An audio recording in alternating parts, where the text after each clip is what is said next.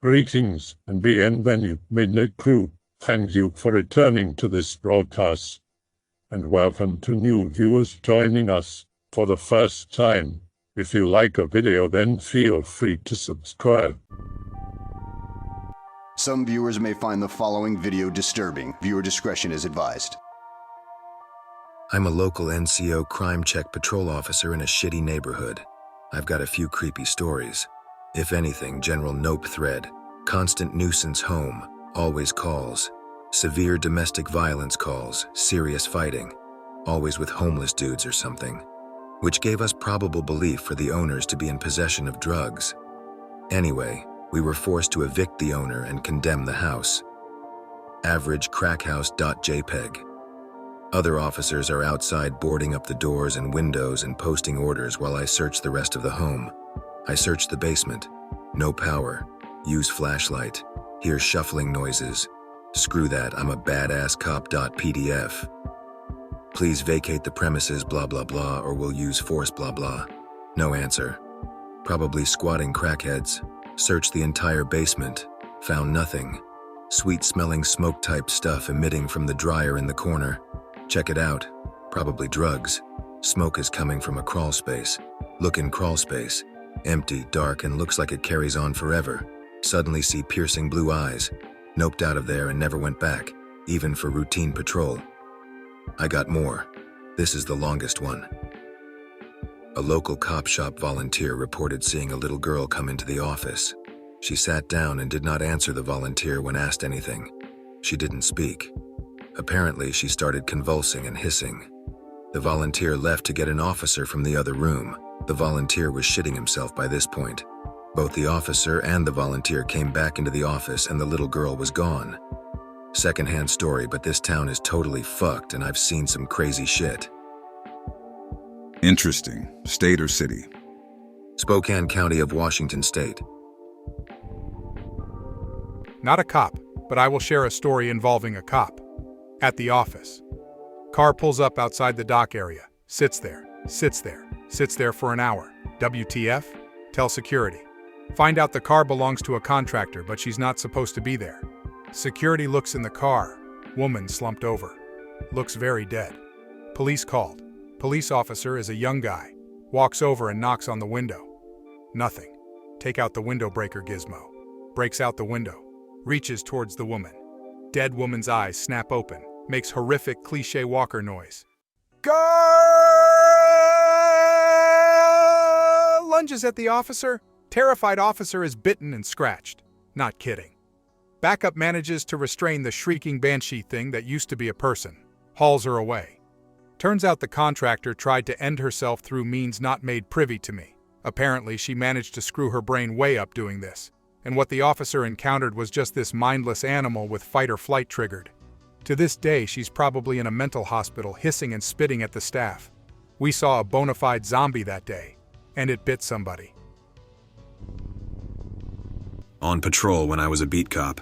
Get a call to an old lady's house. Says there's ghosts in her attic. Any cop will tell you this happens all the time.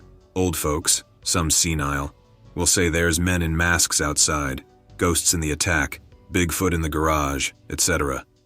Give the whole house a once-over with her behind me, showing her there is nobody there, but if she feels unsafe to call again. She's not even scared, more annoyed, says they like to mess with her. LOL, okay lady, have a good night. In my patrol car, radio it in.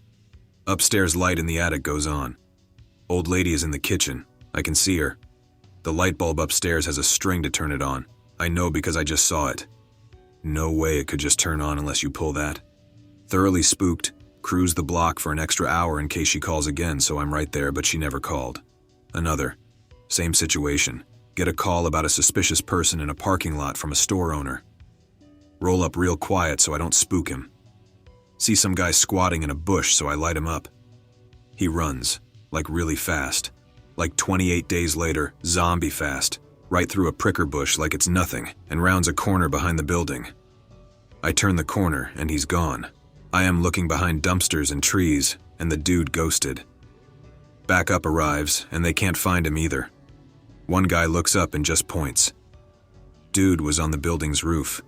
but there was no plausible way to get up there, especially that quick. No ladder, no dumpers close by. He runs again. By the time we're back in front of the store, he's already cleared half the lot. Chase him again, but he's gone. Older patrol sergeant said he was probably on drugs and climbed up the drain pipe. You'd be amazed at the Superman stuff people can do when they're on crack.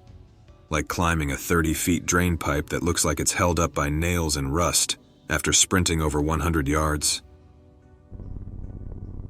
Not a cop, but have story in the style of OPs. B13 nearing 14. Live in a medium-sized town that has a country with woods and farms outside of it. On the countryside, down this giant, winding-down road that leads to one of the biggest farms in the area, owned by the old man. He was a loner who never really ventured out much or liked to talk, so naturally kids in the area started creating urban legends about him like he was a vampire or a serial killer, that sort of thing. Our parents always say to stay away from him and his farm. Have a friend who was 15 at the time who grew up in one of the rural country homes outside of town and lived nearby the old man's farm. Always says that the old man has techno music and lights coming from his farm every other Saturday night. The story everyone told to explain this was his son was a DJ and that crazy college parties would go down there every night. Decide to try and sneak into the next supposed party the old man has one night because we think we'll get free booze and could hook up with chicks. Staying over at my country friend's house with about 4 other friends next Saturday night. Hear the techno music start up one night. Country friend steals his dad's truck. His dad had been teaching him to drive ever since he was 11 and knew how to drive better than any of us. With our plan being to hop the cattle fence to the side instead of using the main entrance. Anywho, me and my friends all hop the side cattle fence and proceed to party. All of the sudden I find it weird. No one is milling about outside, only sounds are the music coming from the main barn near the grain silo. We find a bunch of people just lying on the ground near the cellar of the main house, like 3 or 4 of them, all just curled up in the fetal position lying there, probably passed out. Occasionally this one ultra-skinny girl would open her eyes and shudder in this way but not respond to anything. It was really unsettling. Friends and I figure they're just on drugs. Head closer to barn and techno music since that's where we all think the main party is. Get closer and closer. Hear moaning and what sounds like wet leather being hit with something blunt over techno music. WTF.jpg.png. Friends and I get closer and closer to the barn. Crack open the door. Probably 40 to 50 people all dressed in suits and bondage fetish gear and masks. Friend says something and realizes that some guy dressed in a full-body leather gimp suit saw us like pick-related and is power walking towards us at the entrance to the barn. Nope.jpg and we all try to scramble back to the truck. Leather gimp suit guy chases us out of the barn with another guy dressed as a horse through the cattle field to the fence and back to a country friend's truck.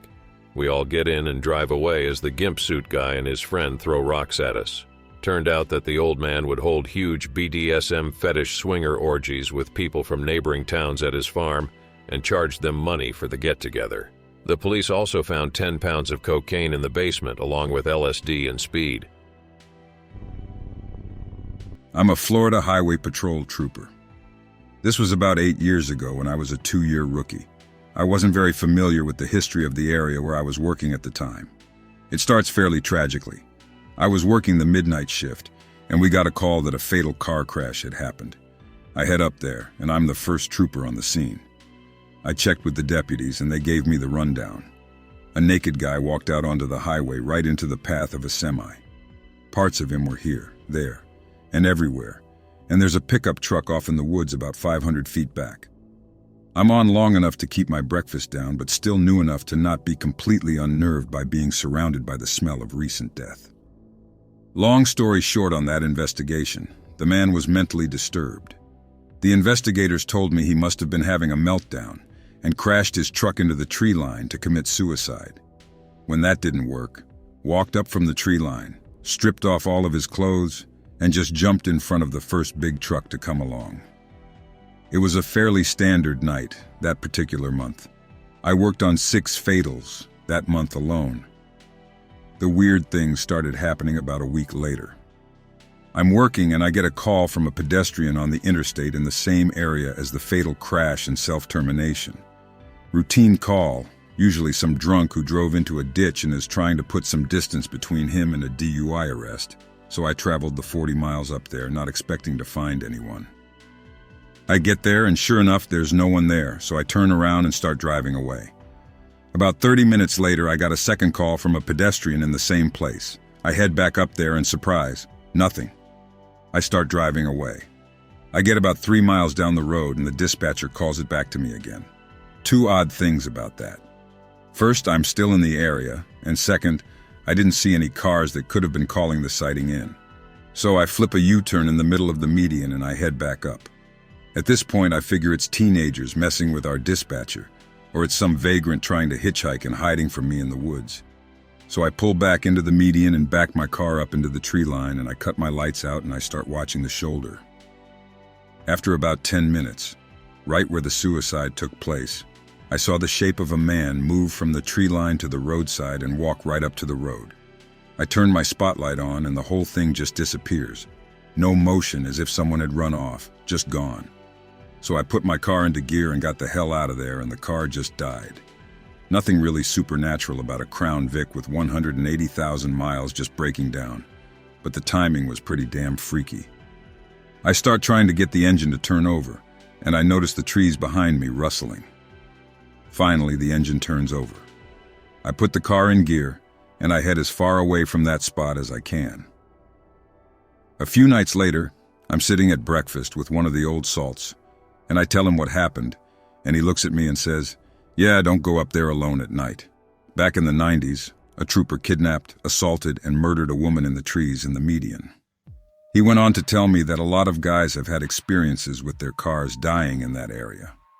The whole area just feels wrong when I pass through, even though they ripped up the forest to expand the road. Like any place, we have our own Bigfoot urban legends. Hunters, campers, hikers all have a story. Most of it is your usual /X/tier stroy with 100 holes in it. I totally saw it, but it was a few hundred yards away, and it yelled so I just ran. But I saw it. I'm not a skeptic to anything, but I can call bullshit too. I'm now a detective, working a case of a flasher in a public park. Some old guy would whip it out to joggers at night and ask them for a ride home and then run away. Park is out the outskirts of town, surrounded by forest, so escape is pretty easy. Myself and another detective are at two opposite ends of the park, sitting in cars and just waiting. Partner says he sees movement coming towards me, and the guy looked tall. Various descriptions of the guy, some tall, some short. But this is the only action we've had, so I'm going for it. Mag light out. I'm creeping looking for somebody and see a figure over by the swings near the woods. Damn, this guy is tall. And getting taller as I get closer. Must have been like 6'4" or 6'5". I'm hoping I don't have to take him down alone. 20 yards away, I light him up, and before I can say anything, he shuffles away, fast. I give chase, officer in pursuit, going into the woods. I get maybe 10 to 15 yards away and I see blackish gray hair down its back.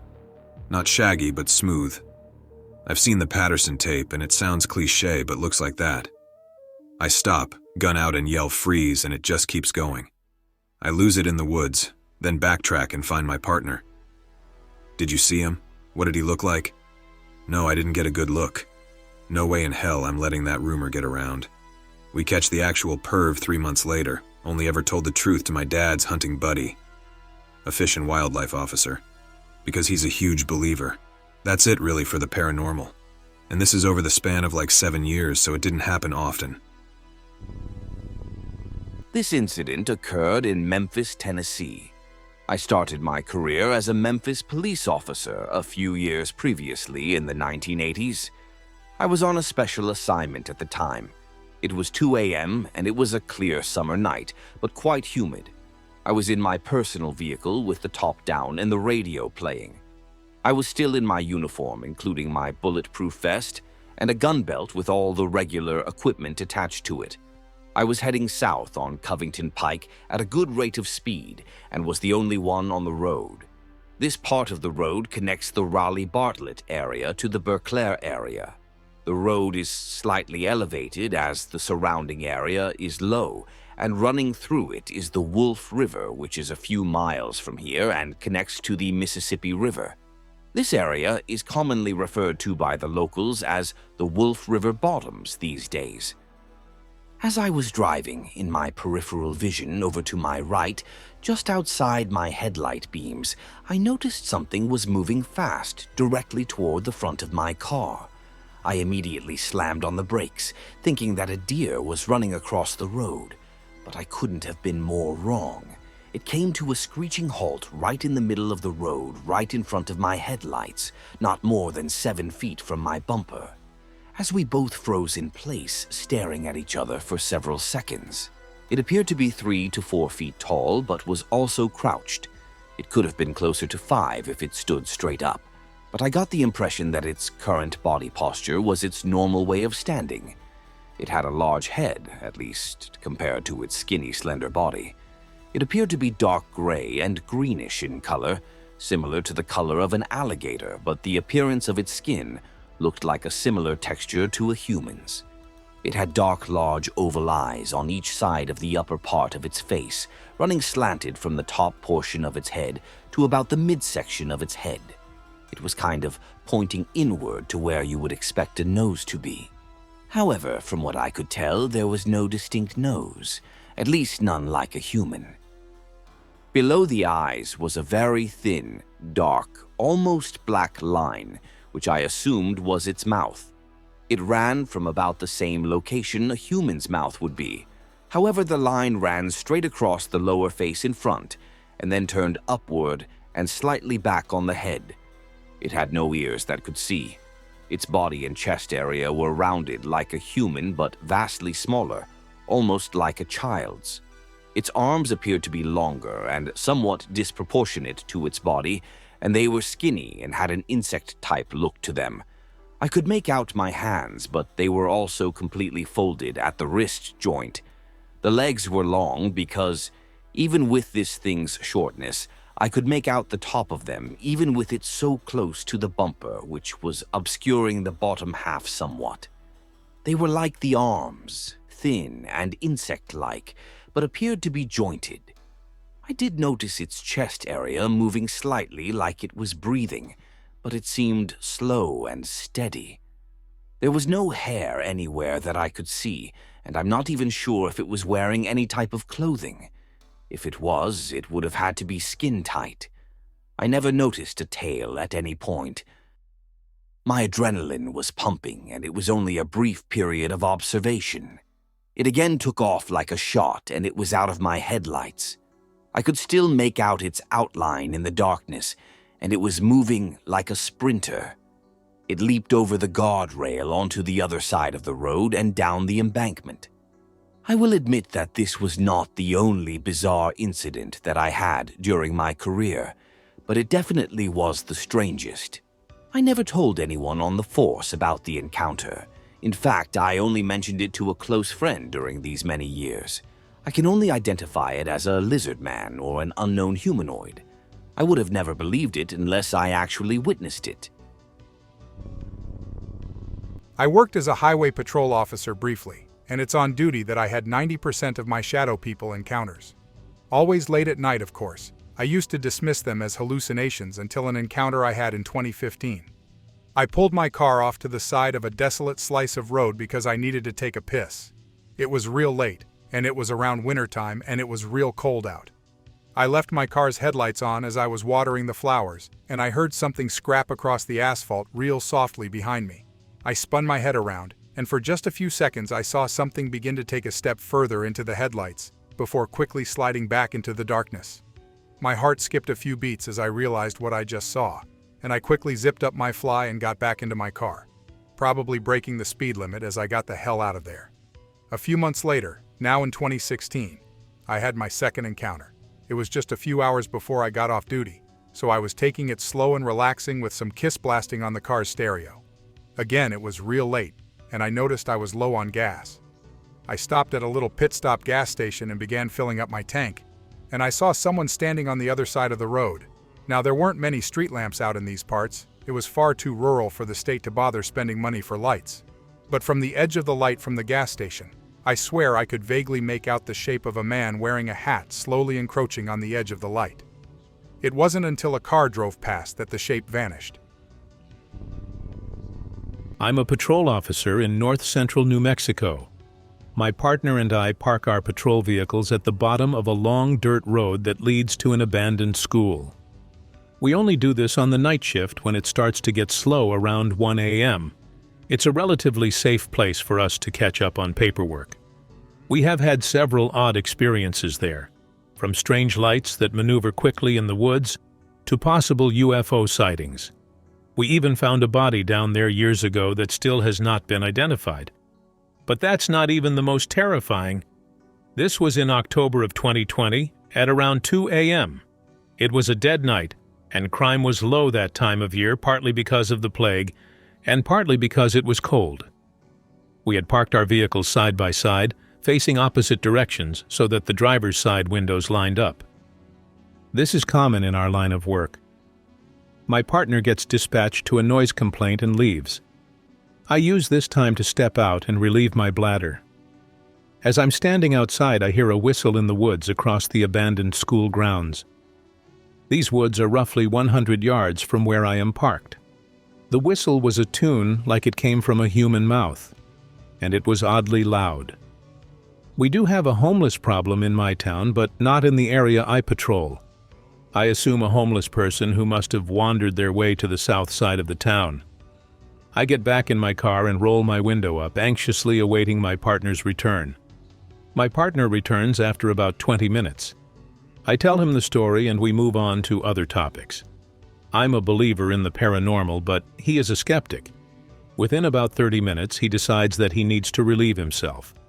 So he steps out and walks to the rear of his patrol car. He's back there for roughly 5 seconds and boom, we heard it again.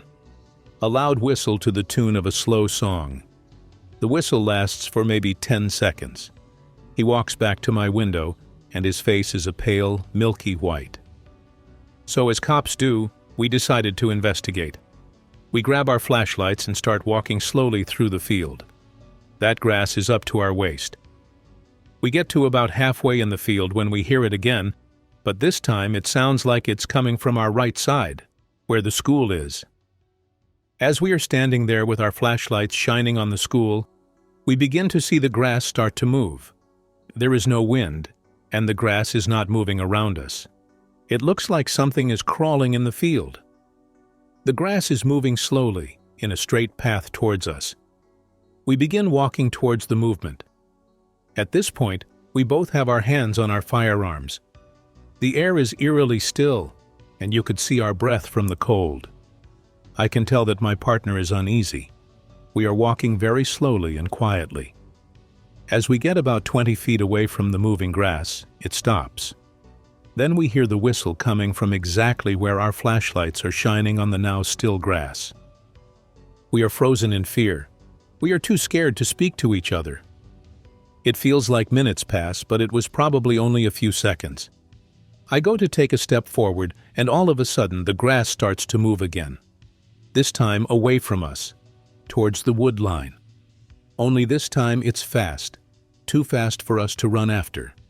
So we just stand and watch. We watch as the moving grass reaches the woods. We both have our flashlights focused on it. And again, the whistle. Coming from the woods where the grass just stopped moving. Only this time, the whistle is quiet. This is the part that shocks us. We are now shining our flashlights into the woods. There are several large trees in our view. This thing stands up. It looked like a child, but not. It's hard to explain, but it was humanoid in form, and it had illuminated black eyes. Despite our flashlights shining directly onto the figure, it seemed clouded in darkness. Before we could even call out, it stepped behind a tree and was gone. We gathered up the courage to go after it. As we get to the tree, there is nothing. No footprints, no leaves crunching like you would expect to hear in autumn. It was like it vanished into nothing. We spent the next hour checking reports for missing children in the area, and we could find nothing. The creepiest part is that it must have been running on all fours when it was in the grass. We have a children's psychiatric hospital in the town, but they had no reports of escapees. To this day, we cannot explain it. And to this day, we continue to park there. 3 years have passed, and we never had another experience like that. But my partner is now a believer, and everyone in the department thinks we are crazy. All right, I'm back. I fell asleep last night, sorry. I've got more of the true crime tales, obviously, but I'll start with some short ones. Still on patrol at the time. Domestic violence call. House is way out in the sticks, basically a farm. Meth country, everybody knows it, but the place is beyond help, so nobody bothers. I arrive, see the woman sitting on her front porch with blood on her face. Before I can even get out of the cruiser, the brother, boyfriend, father, whatever you call him, kicks the front door open and charges at me with a pitchfork like he's Poseidon, throws it with amazing accuracy at my car. It goes right over it and stabs right into my lights, first time I'd ever drawn my gun, one of the closest I've come to shooting. His hands are up and he's on his knees. I slam him on the hood of my cruiser. Arrested for battery, assaulting an officer, and test positive for all kinds of drugs. He even admits to huffing paint thinner. Don't do drugs, kids. Now a few dark ones. Get a call from the elementary school. A nurse says one of the young girls has been acting out in an angry way and had some bruising. We're all thinking about the worst case scenario. We interviewed her in the quiet room, a room specifically for kids in these situations, with her mother, a child psychiatrist, and me. Takes almost 4 solid hours to build a connection with her, and even then, she's clearly shaken by the bad guy who took her into the woods. Mom is distraught and has to leave the room and have a breakdown in the bathroom. Interviews take another 2 days. Finally, she gives a name. It's some family friend's son, who's like 16 and has a history for being a bit weird, as they put it. We interview him, don't want to jump to any conclusions given the gravity of the situation. He owns up to it right away, no remorse. Says how he coerced her to the woods behind their homes and touched her and kissed her. He then takes us to stash. A plastic bin he's buried in the woods, full of Polaroid creep shots of girls that he took from his bedroom window, sketches he's done that are basically illegal fan fiction, and journals of the things he wants to do. He says that helps with the urges, but sometimes they get too strong and it doesn't scratch the itch. Again, didn't seem remorseful or even upset. He seemed almost half asleep when we talked to him. He got sent to some juvenile complex out of state that was supposed to help. Not sure whatever happened to him, but I fully believe he'll do it again. One thing that really stuck with me during his interview is how he described it, his feelings. Don't you remember when you were my age? You'd get horny and have to do it? That's all you can think of, and the feeling overtakes you, so you go to your room or the bathroom or whatever real quick. Then you settle down and it's shit. Now I have to clean up so I don't get caught because it'll be embarrassing. That's what it feels like. I gotta clean up the mess until it happens again. Really fucked with my head for a few days after. A sad one. Missing teen girl. Came from a broken trailer trash home. Dad was a drunk and didn't work. Mom was a hairdresser but didn't make any money, so they lived in a trailer park. Teen girl going through her rebellious phase is hard anyway. Even harder when you're poor, she starts hanging around with bad kids, as the mom put it. They sold drugs, stole things, dropped out of school, vandalized, beat up other kids. The cops were very familiar with these kids. The daughter would show up home less and less, disappearing for 2 days at a time, then 3, then a week.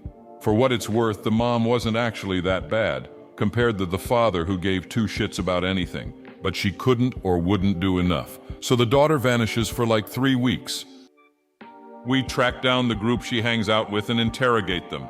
Give us the usual "fuck you, pig" until we threaten them with charges and social workers for all the crap they do. Finally, one pipes up. Say they hang around with other people, older people that don't live around here. She decided they were better than the life she had here and just went of with them. A 16-year-old girl going of with people in their mid-20s who associate with petty teenage criminals. They don't really know anything about them aside from their names and what they look like. After we press them for more info, they don't have anything else. Put an ABP and Amber Alert for the girl across the state. Almost 2 years later, still nothing. She's just vanished. Keeps me up at night wondering if she's dead in a ditch as a Jane Doe somewhere or on drugs and pimped out by these people. Still follow up on tips, but they don't seem to go anywhere. I hope that you enjoyed tonight's broadcast. If you enjoyed tonight's story, then please subscribe to the channel as more green texts will appear daily. A new broadcast will appear when the clock strikes midnight Central Time.